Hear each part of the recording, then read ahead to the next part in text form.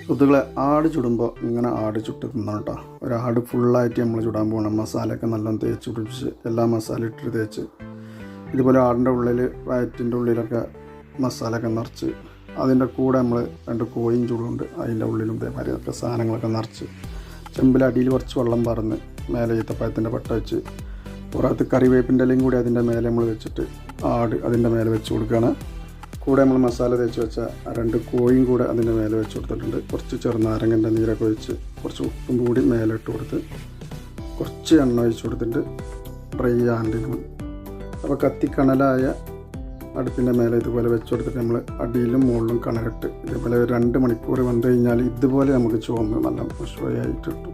ഇത് അറബികൾക്ക് മാത്രമല്ല നമുക്കും ഇതുപോലെ ഉണ്ടാക്കി കഴിക്കാവുന്നതാണ്. നല്ല സ്മൂത്തായിട്ട് കിട്ടിയിട്ടുണ്ട്. അതൊരു പ്ലേറ്റ് ബിരിയാണി വിളമ്പിയിട്ട് അതിൻ്റെ മേലെ നമ്മൾ ആട് വെച്ചിട്ട് അതിൻ്റെ മേലെ നമ്മൾ കുറച്ച് അണ്ടിപ്പരിപ്പ്, മുന്തിരി, പൊട്ടാട്ടോ